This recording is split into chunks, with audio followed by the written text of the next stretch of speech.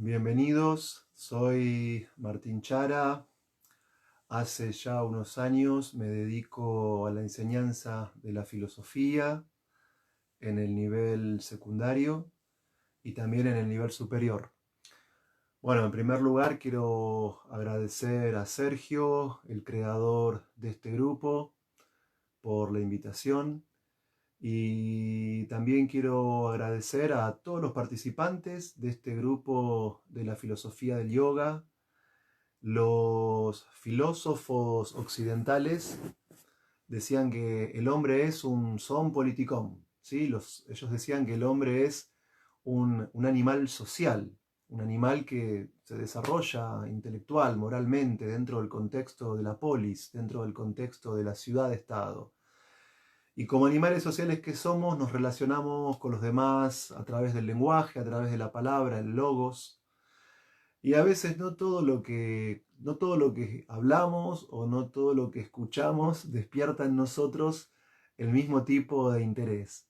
Así que le agradezco a Sergio y les agradezco a todos ustedes porque hoy, viernes a la noche, este animal social tiene la posibilidad de estar en comunidad virtual junto a todos ustedes, hablando de algo que para mí no solamente es mi profesión, sino también mi pasión, que es la filosofía. El tema que nos convoca hoy es la transmigración del alma.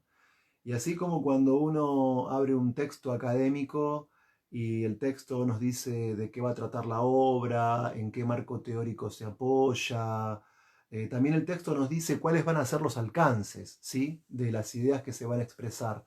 Entonces, antes de comenzar esta charla, yo también quiero de alguna manera delimitar hasta dónde va a llegar esta charla.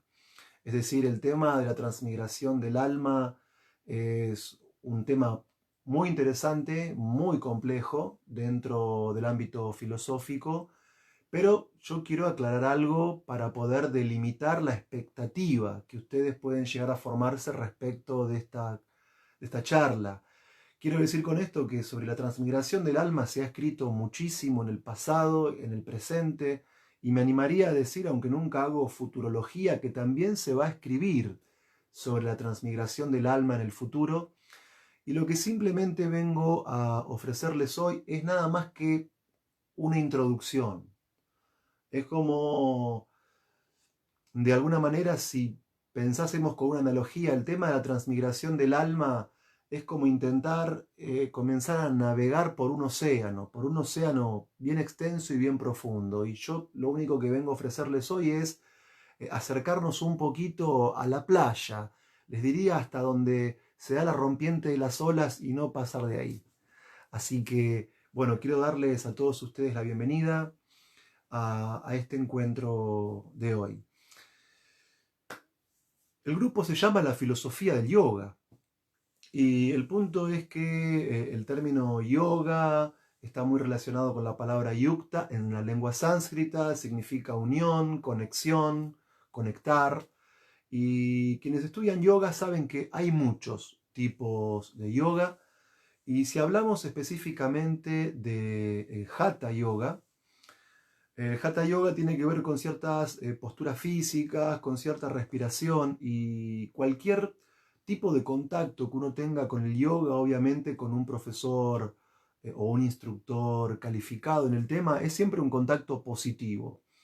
Pero creo que aún es mucho más valioso el contacto que uno establece con el yoga cuando hay una comprensión intelectual de los procesos que están involucrados en dicha práctica.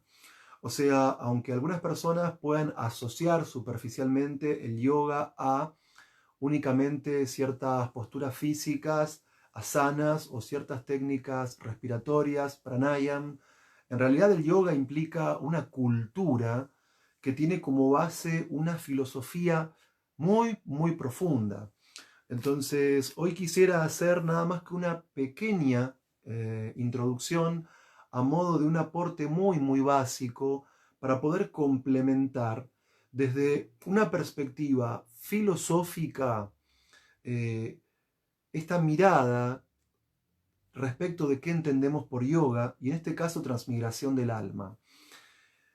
Como les decía, me dedico a la enseñanza de la filosofía y también les diría más que a la enseñanza, a la práctica, porque la filosofía tiene dos fuertes aspectos, una dimensión teórica y una práctica. Ya como señalaba Husserl, el padre de la fenomenología, filósofo alemán, que de alguna manera metodológicamente él fue muy influyente en los filósofos existencialistas y filósofos de la existencia del siglo XX. La filosofía no es solamente una disciplina que se piensa, sino que se vive, y en eso está la autenticidad de cada uno de nosotros, en el intento de poder lograr una coherencia entre pensamiento y acción, o, en términos de mi disciplina, teoría y praxis.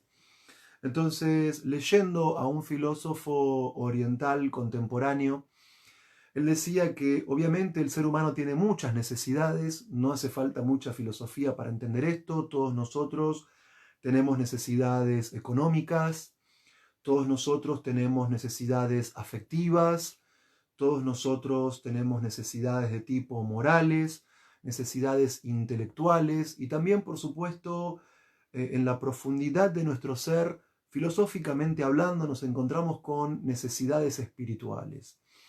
Se puede decir entonces que un ser humano se eleva bajo la perspectiva de este filósofo oriental que leí hace un tiempo atrás. Digo, el ser humano se eleva a una plataforma filosófica de conciencia cuando básicamente nos planteamos tres preguntas. ¿Quiénes somos? ¿De dónde venimos? ¿Y hacia dónde vamos? Entonces, en este intento de efectuar una introducción, una simple, podríamos decir, aproximación a la temática tan compleja de la transmigración del alma, estas preguntas van a ser orientativas y de alguna manera queremos dar respuesta en este encuentro de hoy a estos tres grandes interrogantes. Y no quisiera únicamente mencionarlos, sino hacer una reflexión mínima sobre ellos para que podamos pensar la cuestión del alma y este proceso de transmigración. Entonces, si nosotros nos preguntamos quiénes somos, eso indica que hay una diferencia entre la esencia y la apariencia en el ser humano. Cuando se plantea filosóficamente la pregunta ¿quiénes somos?, eso quiere decir que no nos satisface una respuesta de tipo biológica, o una respuesta de tipo cultural, o una respuesta de tipo sociológica. Uno puede decir sociológicamente hablando, pertenezco a la clase baja, pertenezco a la clase media, pertenezco a la clase alta. En ese sentido sé quién soy. Uno en sentido histórico puede decir pertenezco a tal nación y hablo tal idioma y el país en el que vivo se independizó en tal año. Y uno hasta en sentido familiar puede decir soy hijo de tal y tal, soy padre de tal y tal. O uno en sentido profesional puede decir me dedico a la filosofía, me dedico al yoga, me dedico al arte, me dedico a la política. Y aparentemente cuando nos preguntamos quiénes somos, esto indica que ni la respuesta sociológica, ni la respuesta histórica, ni la respuesta familiar satisfacen en última instancia esa necesidad de saber quiénes somos, lo cual esto estaría teniendo un supuesto subyacente que nos dice que somos algo más que nuestra posición social, somos algo más que nuestra posición histórica, somos algo más que nuestra situación familiar o civil. Es decir, hay algo en nosotros más allá de la apariencia y eso implica que hay una esencia o que hay un yo más profundo en nosotros que la filosofía quiere descubrir cuando nos planteamos acerca de la temática de la transmigración del alma. La pregunta de dónde venimos obviamente no queda satisfecha con el plano biológico. Todos nosotros a cierta edad de nuestra vida ya sabemos quiénes nos han engendrado. Es decir, todos nosotros somos conscientes de quiénes son nuestros progenitores. Si uno estudia la historia del siglo XX en Argentina, sobre todo la segunda mitad del siglo XX, es una historia pendular. Este país, como muchos países de América Latina, han tenido en lo político etapas de, por un lado, gobiernos democráticos y civiles, y por otro lado, gobiernos dictatoriales y militares. Lamentablemente en nuestro país se dio el fenómeno del terrorismo de Estado, de la desaparición de personas, y salvo que uno sea un hijo de desaparecidos, todos sabemos quiénes son nuestros progenitores. Entonces, el punto es que tampoco apunta la pregunta de dónde venimos a encontrar una respuesta de tipo biológica, sino que el de dónde venimos implica filosóficamente que esta existencia presente no lo es todo. Implica que tal vez en otro tiempo y en otro espacio ya hayamos existido. Y por último, decíamos que según ciertos filósofos orientales, el hombre tiene muchas necesidades, la mujer tiene muchas necesidades económicas, afectivas, morales, intelectuales, pero de alguna manera se despierta una conciencia filosófica en nosotros cuando nos planteamos de dónde venimos, quiénes somos y la última pregunta, ¿a dónde vamos? Entonces, el a dónde vamos también nos sirve como preludio para hablar de la transmigración del alma, porque nos da a entender que el fin de esta existencia no es el fin de la vida. Entonces, estas tres preguntas nos abren a una dimensión filosófica de vida que es fundamental para aquel que, además de satisfacer necesidades económicas o afectivas o morales o intelectuales, también se encuentra en una búsqueda espiritual, profunda, seria y reflexiva, y por lo tanto digo, en ese sentido, filosófica propiamente hablando. Bien, antes de abordar el tema en cuestión, tengo que delimitar cuál va a ser mi enfoque. Evidentemente voy a hablar del proceso de la transmigración del alma, no desde una perspectiva histórica o desde una perspectiva artística, sino que intentando de alguna manera seguir con los lineamientos de mi disciplina, voy a hablar de la transmigración del alma desde un marco de tipo filosófico. Bien, cuando un profesor de filosofía tiene puestas las anteojeras del eurocentrismo, bueno, te va a decir en la escuela secundaria, en un profesorado, en la facultad, la filosofía la crearon los griegos aproximadamente en el siglo VI a.C. Y eso es verdad o una verdad a medias. ¿Por qué? Porque eso lo que está encubriendo es una perspectiva y la realidad se compone por un conjunto de pluralidad de miradas y no podemos reducir todo a un solo enfoque. ¿Qué inventaron los griegos? Bueno, ellos inventaron la filosofía griega. Eso es correcto. La palabra filosofía viene de dos vocablos griegos, filo, que es amor, y sofía, que es sabiduría. Dicen algunos que esa palabra la inventó Pitágoras, aunque el primer filósofo del que tiene conciencia Occidente es Tales de Mileto, uno de los famosos filósofos presocráticos. De alguna manera, ¿en qué se diferencia la filosofía de otros discursos? O por lo menos, ¿en qué se diferenciaba la filosofía de otros discursos? No digo hoy en día, sino en la época de su comienzo histórico, en que la filosofía intenta descubrir la realidad a partir del uso de la razón y teniendo una mirada más profunda de todo aquello que investiga. Pero ¿por qué digo que un profesor con anteojeras eurocéntricas te va a decir lo que acabo de explicar recién? Porque en realidad, si uno lee mismo autores occidentales, como Helmut von Glassenab o como Heinrich Zimmer, o también autores hispanoparlantes como Tola, Dragonetti, Fatone, Romero. Ellos en sus obras van a decir que la filosofía surgió paralelamente en tres lugares del mundo: Grecia, China e India. Si me permiten parafrasear a Karl Jaspers, filósofo existencialista alemán del siglo XX, él en su libro La filosofía desde el punto de vista de la existencia dice algo muy similar a esto. En gran estilo y sistemáticamente desarrollada, hay filosofía hace más de 2500 años en Grecia, China e India. Entonces, el profesor que va por la vida con sus anteojeras eurocéntricas, pensando que solo los griegos tenían inquietudes metafísicas y que el resto del mundo solo se dedicaba a la guerra, a la política o al desarrollo económico o a la religión, Bueno, ese profesor se va a decepcionar con el encuentro de hoy, porque básicamente lo que persigo cuando estudio filosofía o cuando la enseño es intentar acceder a una visión más omniabarcadora de la realidad. Y una visión más omniabarcadora de la realidad implica una amplitud de perspectivas. Entonces no me quedo con el eurocentrismo y al igual que Karl Jaspers, Helmut von Glassenapp, Heinrich Zimmer, Fernando Tola, Carmen Dragonetti, Francisco Romero, Vicente Fatone, yo adhiero a la tesis de que la filosofía surge tanto en Oriente como en Occidente, tanto entre los griegos como entre los chinos, como entre los indios o hindúes, para usar un término tal vez más conocido para nosotros. Volvamos un poquito a Occidente, pongámonos la toga que usaban los griegos por unos minutos, no demasiado, porque vamos a ver que la clase de hoy va a tener diferentes enfoques. Pero si intentamos ir a Atenas, a la época de la Academia de Platón o al Liceo de Aristóteles, Aristóteles definía la filosofía como un saber científico diferente al saber común. ¿Qué implica esto? Nosotros, como animales sociales, como seres dotados de lenguaje, constantemente tenemos la tendencia a comunicarnos con otros. No siempre lo que decimos es muy valioso.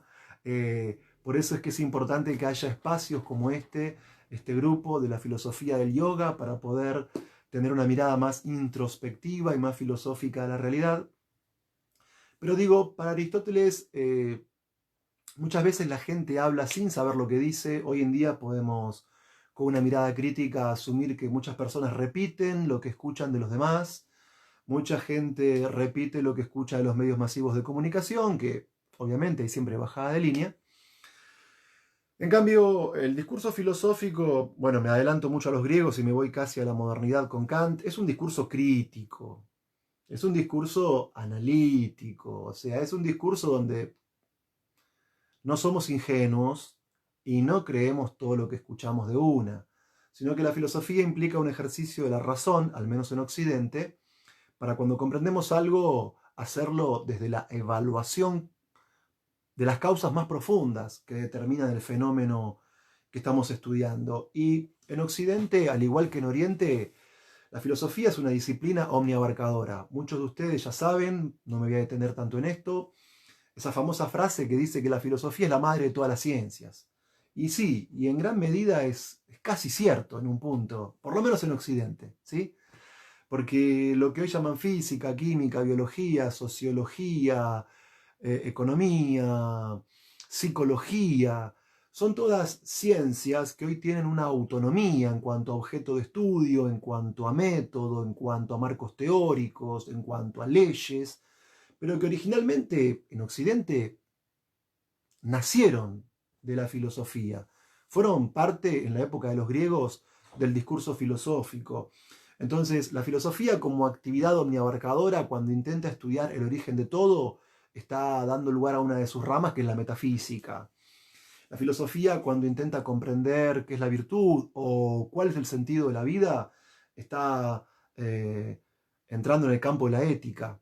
Cuando la filosofía intenta saber cómo conocemos, si es con la razón, con los sentidos, hasta dónde conocemos, ahí entramos en la gnoseología, la teoría del conocimiento. Cuando la filosofía se plantea de alguna manera la diferencia entre ciencias formales y fácticas, o cuando la filosofía se plantea la diferencia entre conocimiento científico y conocimiento común, en lengua hispanoparlante a eso le llamamos epistemología, filosofía de la ciencia, teoría del conocimiento. Pero digo todo esto ¿para qué? Para crear un marco, para que ustedes de alguna manera cuenten con elementos orientativos desde cuál es la perspectiva de la que voy a hablar. Porque cuando la filosofía intenta responder a la pregunta ¿quiénes somos?, cuando la filosofía intenta plantearse el interrogante ¿qué nos diferencia de los animales?, entonces ahí no estamos en el ámbito de la ética, ni de la política, ni de la estética, ni de la epistemología, ni de la nociología, sino que entramos en el ámbito de la antropología filosófica. La antropología filosófica es una disciplina que surgió, si mal no recuerdo, en el siglo XX, con un filósofo alemán llamado Max Scheler, el autor de El puesto del hombre en el cosmos, el autor de La idea del hombre en la historia, y de ahí fue cultivada por Gehlen, por Cassirer.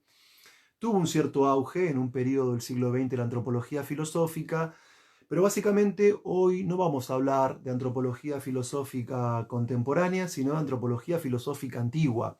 Digo, como disciplina, la antropología filosófica surge en el siglo XX dentro del seno de la filosofía, pero como reflexión sobre el hombre, la antropología filosófica existe desde que existe la filosofía, de alguna manera, ¿no? Y claramente podemos ver que con los presocráticos hay un periodo metafísico en la filosofía occidental, porque ellos se preguntan de dónde surge la realidad y no quieren responder esa pregunta desde los mitos, sino utilizando la razón. Y ahí nos encontramos con ese paso del mito al logos. Pero vemos en Sócrates lo que algunos llaman un giro antropológico.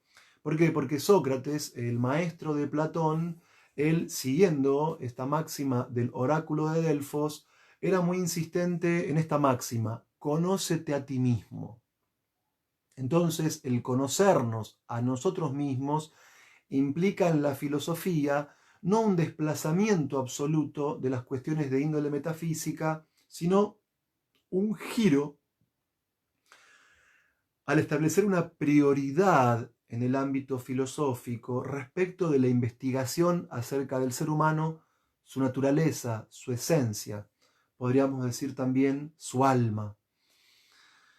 Entonces, dentro del ámbito de la antropología filosófica occidental, nos encontramos con dos grandes mundos antropológicos.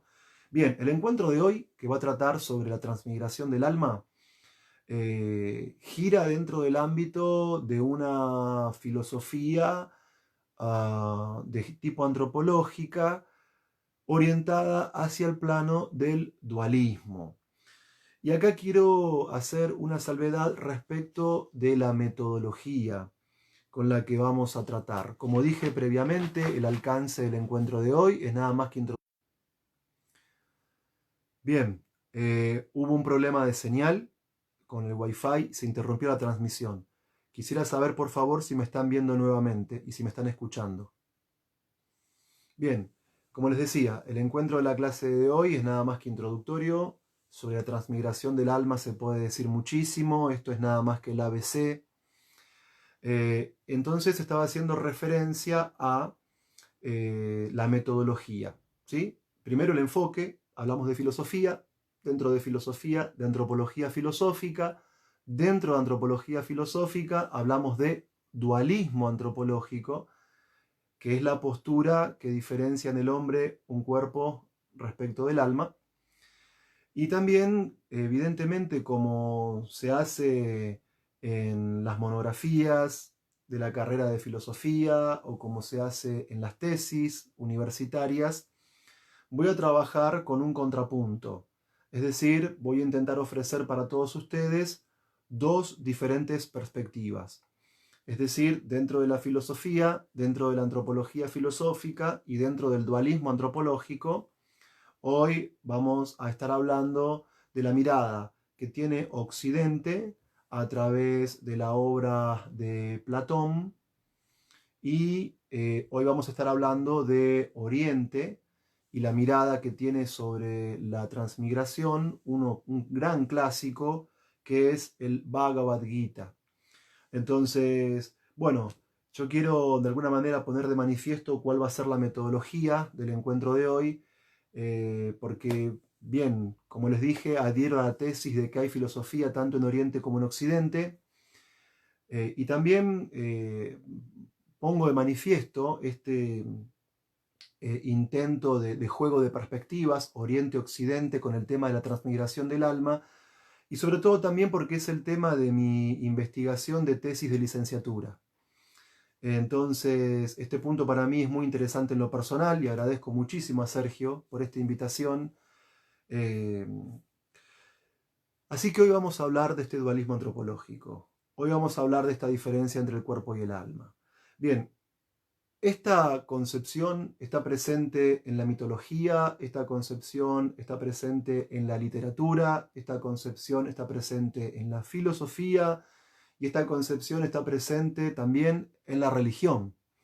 O sea que evidentemente cuando hablemos de la transmigración del alma o de la diferencia entre el cuerpo y el alma, tenemos que situarnos en diferentes niveles discursivos. Por ejemplo, las primeras obras literarias de Occidente son los poemas homéricos, la Ilíada, la Odisea. Bueno, hay todo un tema en filosofía que es la cuestión homérica. Si existió Homero, si no existió, cuándo nació, cuándo murió. Es un tema que se discute muchísimo ese, ¿no? O se ha discutido muchísimo. Pero básicamente podemos decir que hoy tenemos las obras épicas de Homero, su Ilíada y su Odisea. Respecto del tema que nos convoca hoy, ya en Homero encontramos una distinción en términos griegos entre la palabra soma, que significa cuerpo, y el término psige, que significa alma. En el caso de Homero, este poeta griego, o tal vez este colectivo de poetas griegos, según la postura que adhiramos, en el caso de Homero y sobre todo en el ámbito de la Ilíada y la Odisea, se piensa que tras la muerte del hombre hay un alma que sobrevive en forma de sombra y que puede descender a una región denominada el Hades. Y en el ámbito, por ejemplo, de también la literatura, nos encontramos con El asno de oro de Apuleyo, una obra maravillosa, exquisita, donde aparece el mito de Eros y Sige, ¿no? Sige, el alma, Eros, el amor, Eros, el hijo de la diosa del amor, de la diosa Venus, de la diosa Afrodita, se enamora él siendo un dios de una humana, Sige, el alma, y el alma se inmortaliza por ese amor hacia lo divino. Nos encontramos ya una clara diferenciación entre cuerpo y alma con Pitágoras, con Platón, con Plotino y con muchos filósofos occidentales más. Nos encontramos con una clara diferenciación entre cuerpo y alma ya en la India con el Bhagavad Gita, con los Upanishads.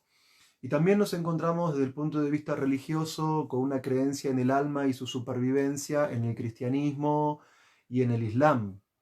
Entonces, como les decía previamente, hoy voy a hacer un contrapunto entre filosofía occidental y filosofía oriental.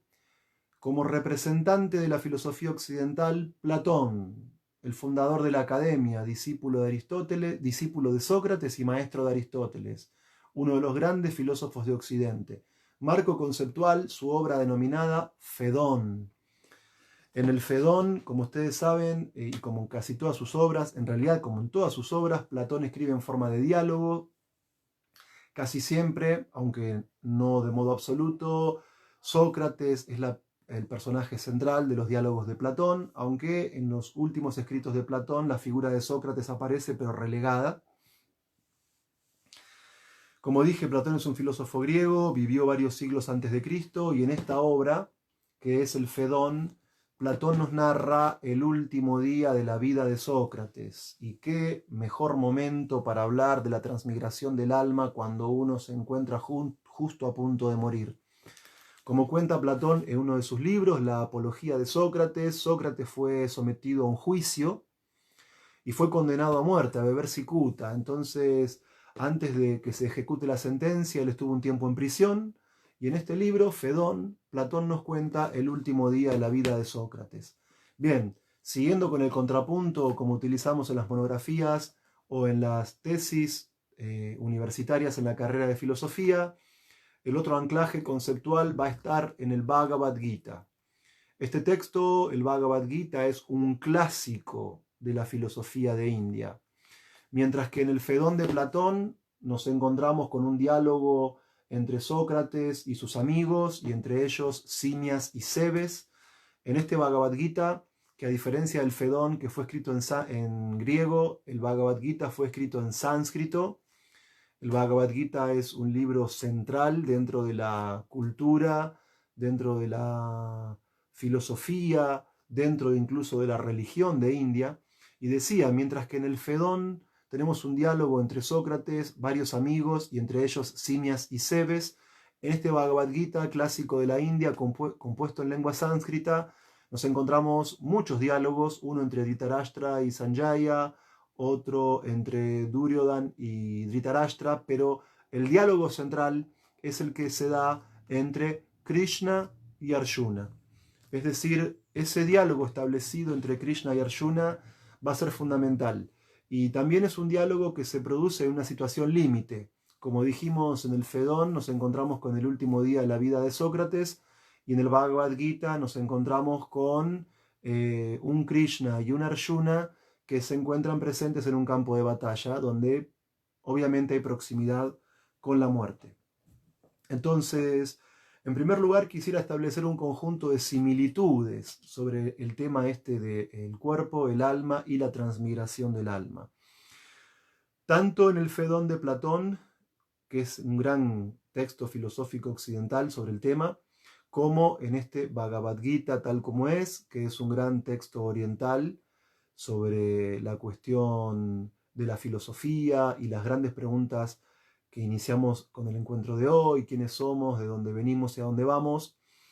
Estas dos obras magníficas, recomendables, que no podemos no leer como estudiantes de yoga, o que no podemos no leer como personas que básicamente queremos conocer la cultura fundamental de Oriente y de Occidente, tienen una similitud, ¿sí? Están hablando en este punto acerca del hombre, están hablando del hombre en sentido filosófico y están hablando del hombre en sentido dualista. Quiero decir con esto que en nosotros hay dos realidades como seres humanos: el cuerpo y el alma, es decir, soma y psique para los griegos, y en el caso del Bhagavad Gita, Atma y Prakriti, ¿sí? Entonces, estas filosofías coinciden básicamente en Oriente y en Occidente, en que el hombre es el punto de encuentro de dos realidades, de dos sustancias distintas. Por un lado, la materia que forma el cuerpo. Por otro lado, el alma, que es lo que le da vida al cuerpo, tal como en la clase anterior lo vieron con Sergio, ¿sí? Entonces, el punto es que estas dos filosofías coinciden en que nosotros estamos compuestos por cuerpo y alma. Estas dos filosofías coinciden en que el cuerpo es material y que el alma es espiritual. Estas dos filosofías coinciden también que en el hecho que entre cuerpo y alma hay una asimetría ontológica. Quiero decir con esto que cuando hablamos de cuerpo y alma para el Fedón y para el Bhagavad Gita, tanto para la filosofía que expone Platón en su obra, como para la filosofía que expone Krishna en el Bhagavad Gita, hay una asimetría ontológica entre cuerpo y alma, en el sentido de que estos dos componentes que forman al ser humano no tienen el mismo valor, no son equivalentes. Es decir, el cuerpo, por estar, como dice Platón o los filósofos griegos, atravesados por el devenir, es inferior al alma, que es inmutable. Y algo parecido va a sostener el Bhagavad Gita. ¿Por qué? Porque en el capítulo 2, texto 14, dice: así como en este mismo cuerpo, el alma encarnada pasa continuamente de la niñez a la juventud y luego a la vejez, de la misma manera, al momento de la muerte, el alma pasa a otro cuerpo y a la persona sensata no la confunde el cambio. Vemos también en el Bhagavad Gita esa asimetría ontológica. ¿Qué es el cuerpo? Lo que cambia: niñez, juventud, vejez. ¿Qué es el alma? Lo que se mantiene, lo inmutable. Y por eso también en el Bhagavad Gita hay una referencia al alma, si no me equivoco, en el capítulo 13, utilizando la terminología sánscrita adhyatma. ¿Y qué significa adhyatma? El ser. Entonces, no hay una igualdad en cuanto a valor del cuerpo y el alma, hay una asimetría ontológica. El cuerpo es lo temporal, el alma es lo eterno. Si nos preguntamos quiénes somos, tal como abrimos la clase de hoy, para estas filosofías dualistas, fundamentalmente somos el ser, fundamentalmente somos lo permanente, lo imperecedero, lo inmutable. El hombre fundamentalmente es su alma. El hombre fundamentalmente es su ser. ¿Y qué sería el cuerpo? Lo que acompaña al alma en este viaje por el mundo. ¿Qué sería el cuerpo? Algo así como la vestimenta de la cual se sirve el alma. Algunos filósofos occidentales que tenían influencia del pensamiento órfico hasta llegaron a pensar al cuerpo como la cárcel del alma. Es muy fuerte pensar eso. Ya ahí encontramos una visión bastante negativa respecto del cuerpo en la filosofía griega al pensarlo como cárcel del alma. Entonces, desde la filosofía oriental tal vez no hay una visión tan negativa. El cuerpo es lo que le permite al alma dentro de este mundo realizarse. En ese sentido hay una visión mucho más positiva. Entonces, el cuerpo material, alma espiritual, asimetría ontológica, cuerpo perteneciente al ámbito del devenir, del cambio, el alma perteneciente al ámbito de lo estable, de lo inmutable, de lo permanente y por lo tanto de esa palabra tan maravillosa en sentido filosófico que es el ser. Identificamos en nuestra identidad más profunda al alma con el ser, es decir, con lo que somos en esencia. Hay una diferencia importante entre la filosofía de Platón y la filosofía del Bhagavad Gita, en el sentido que para Platón, ya no en el Fedón, sino en la República, el alma tiene tres partes, ¿sí? Para Platón, el alma tiene una parte racional, que es la que nos permite conocer, discernir, evaluar, deliberar.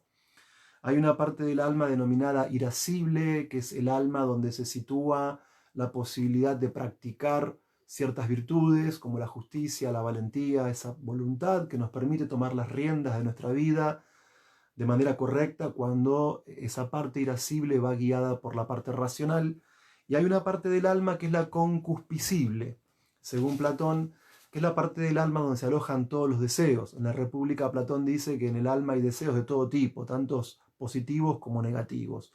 Y el hombre justo, va a decir Platón, cuando la razón gobierna sobre las demás partes del alma. Y va a decir Platón en sentido político que en una sociedad, en una polis, en una comunidad, hay justicia cuando aquellas personas que son más racionales gobiernan a los irracionales.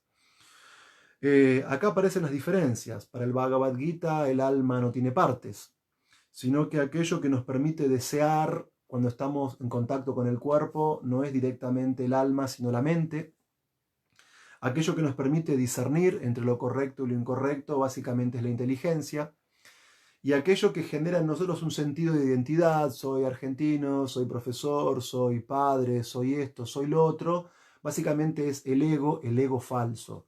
Y tanto la mente como la inteligencia como el ego falso no son cualidades del alma propiamente dicha, porque el alma no tiene partes, según el Bhagavad Gita, sino que, tal como explicó Sergio en el encuentro anterior, son elementos del cuerpo sutil, que aunque siendo sutil es igualmente material y no es espiritual. Entonces, llegando al punto de lo que venimos hablando hoy, sucede que el alma para Platón se sirve del cuerpo. El alma para Platón se encuentra dentro del cuerpo y el alma no es el cuerpo. El alma no es como el corazón o el pulmón o una parte material del cuerpo. El alma es un ente divino, espiritual, de naturaleza idéntica a las ideas, a esas ideas suprasensibles que Platón sitúa en un mundo superior, que momentáneamente está dentro del cuerpo. Entonces, para Platón, el alma ha existido antes de ingresar al cuerpo, y ahí aparece una de las pruebas de la existencia del alma a través de la teoría de la reminiscencia, pero eso nos llevaría al ámbito de la nociología platónica y se extendería mucho el encuentro de hoy. Pero, de algún modo, el alma existió antes de entrar al cuerpo, el alma en este momento está dentro del cuerpo, y tras la muerte del cuerpo, como explica Platón en el Fedón, a través de la figura de Sócrates que se encuentra encarcelado y que está a punto de beber cicuta, el alma puede existir después de que abandona el cuerpo. A esta existencia del alma más allá del cuerpo lo llamamos transmigración del alma. Es decir, para Platón el alma, por ser una sustancia por derecho propio, puede existir independientemente del cuerpo. Y para Platón, cuando uno lee, por ejemplo, La República, el mito del armenio y todo lo demás, o el mismo Fedón, uno puede ver que para Platón el alma puede transmigrar, el alma puede reencarnar, el alma puede situarse cuando este cuerpo presente muere en otros cuerpos, que tanto pueden ser cuerpos humanos, como también pueden ser cuerpos animales. Y para Platón la transmigración del alma puede darse tanto en el presente mundo, como también así el alma, según Platón y según lo que dice él a través de Sócrates en el Fedón, el alma puede descender a la región del Hades, a ese lugar donde las almas son transportadas en la mitología griega por Caronte, ¿sí? Ese barquero que transporta a las almas de los difuntos de un plano al otro. Una idea similar nos encontramos en la Eneida de Virgilio, cuando el héroe de esa obra, Eneas, desciende al Hades y puede ver a las almas de los que con el paso del tiempo iban a ser los futuros emperadores de Roma y todo lo demás. O sea, en esta cultura clásica, en esta cultura griega, básicamente en Pitágoras, en Platón, en Plotino, como en todo el platonismo medio, el estoicismo medio, el neoplatonismo y el neoestoicismo, se adopta esta tesis de que una vez que el cuerpo presente muere, el alma que le da vida al cuerpo siendo espiritual trasciende al cuerpo. Y también esta idea de la reencarnación en Platón o de la transmigración del alma también indica que el comportamiento de la vida presente de alguna manera condiciona el futuro que el alma va a tener al transmigrar. O sea, cuando hablamos del dualismo antropológico, esta diferencia entre el cuerpo y el alma, esta asimetría ontológica de un cuerpo temporal y un alma inmutable, también pensamos en que para Platón y la filosofía occidental, cuando el alma sale del cuerpo, el alma transmigra a otro cuerpo en función de ciertos méritos o deméritos efectuados en la vida previa. O sea que de alguna manera el hombre es el forjador de su existencia futura en función de lo que haga en la presente vida. Y algo similar sostiene el Bhagavad Gita. En el Bhagavad Gita se afirma en varios de sus capítulos también la diferencia entre el cuerpo y el cuerpo como elemento temporal y cambiante, el alma como elemento espiritual y divino. Para el Bhagavad Gita, al igual que para Platón, nuestra identidad, cuando intentamos responder la pregunta ¿quiénes somos? Nuestra identidad no es el cuerpo, sino que es el alma. Si nos preguntamos de dónde venimos, tanto para Platón como el alma ha descendido de un mundo superior, de un mundo divino, de un mundo espiritual. Y si nos preguntamos también hacia dónde vamos, bueno, eso va a depender tanto para Platón como para el Bhagavad Gita de qué es lo que hacemos en esta vida. Platón, el Bhagavad Gita, como dijimos previamente, este diálogo entre Arjuna y Krishna, contempla el hecho de que el cuerpo pasa de la niñez a la juventud, a la vejez y luego a la muerte, pero con la muerte del cuerpo no está la muerte del ser, sino que el alma que le da vida a ese cuerpo transmigra hacia otro cuerpo. Y al igual que Platón, el Bhagavad Gita va a sostener que el comportamiento de la vida presente determina la vida futura.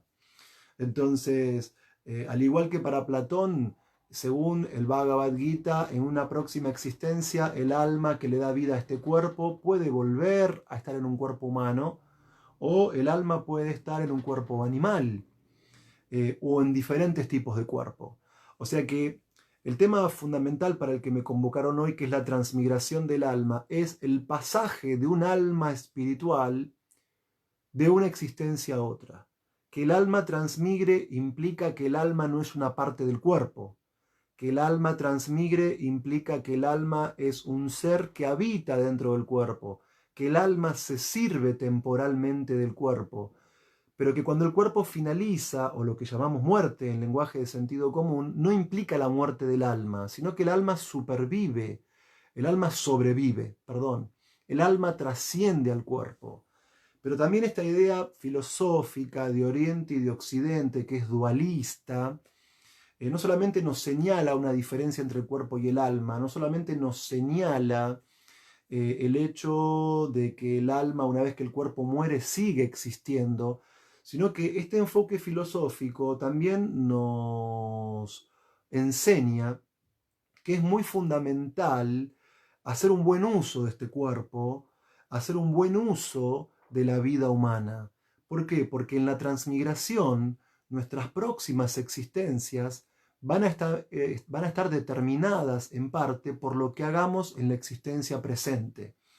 Entonces, así como Platón piensa que después de que este cuerpo muere, el alma puede tener destinos superiores o inferiores, el Bhagavad Gita contempla algo muy similar, en el sentido que nosotros como seres humanos tenemos una cierta libertad, nosotros como seres humanos desarrollamos un cierto tipo de conciencia, nosotros como seres humanos cultivamos ciertos tipos de deseos y nosotros como seres humanos llevamos a cabo cierto tipo de acciones y todo ese combo de elementos que acabo de nombrar recién producen lo que en sánscrito se denomina karma.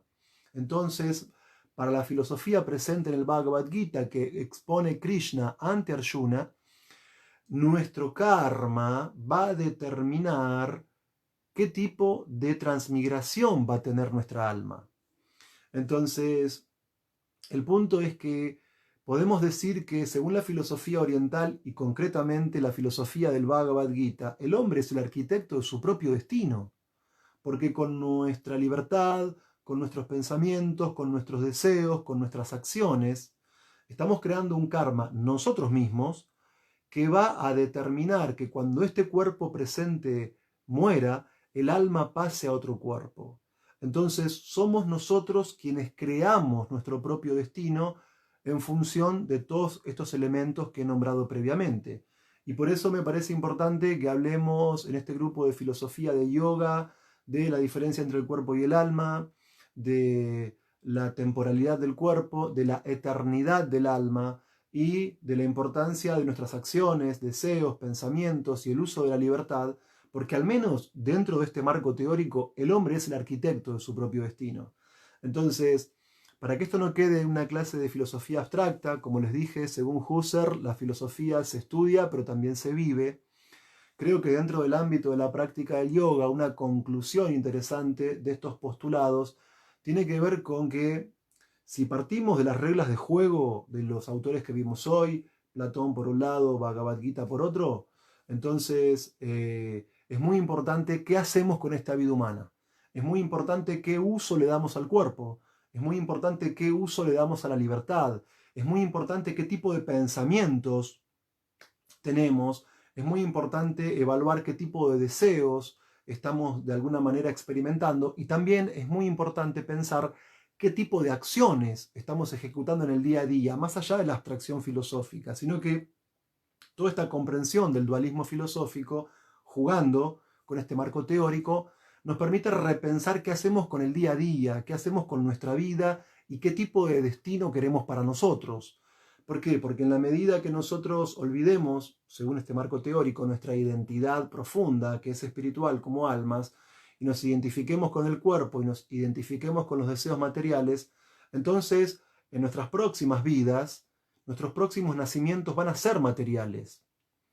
Pero si nosotros utilizamos correctamente este cuerpo, eh, desarrollamos un conocimiento filosófico más profundo, con preguntas como quién soy, de dónde vengo y a dónde voy, elevo la calidad de mis deseos, elevo la calidad de mis pensamientos y a través del yoga elevo la calidad de mis acciones, yo mismo como creador de mi propio destino, entonces al momento de morir el cuerpo, mi alma puede de alguna manera conectarse con una realidad superior, con una realidad trascendente, con una realidad de la cual el alma forma parte y una realidad espiritual y divina con la cual el alma, al entrar en contacto con ella, alcanza su plenitud, alcanza su perfección y por lo tanto alcanza también su felicidad. Así que bueno, como dije previamente, no esperen de esta clase algo muy profundo, solamente fue una exposición introductoria a la temática de la transmigración del alma y como se hace desde el punto de vista académico en mi disciplina que es la filosofía, quise hacer un contrapunto entre el Fedón de Platón y el Bhagavad Gita. Vemos que hay algunas diferencias, pero principalmente hay similitudes. Así que agradezco nuevamente por darme esta posibilidad de estar hablando de filosofía, que es un tema tan interesante, no solamente en sentido teórico, sino también en sentido existencial. Y quisiera saber si hay alguna pregunta por parte de ustedes, intentaré responderla. Muchas gracias.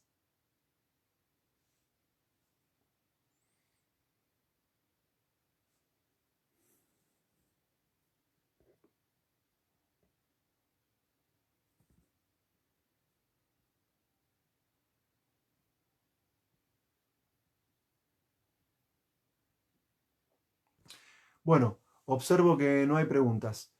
Gracias por darme la posibilidad de este encuentro y que estén bien. Hasta la próxima.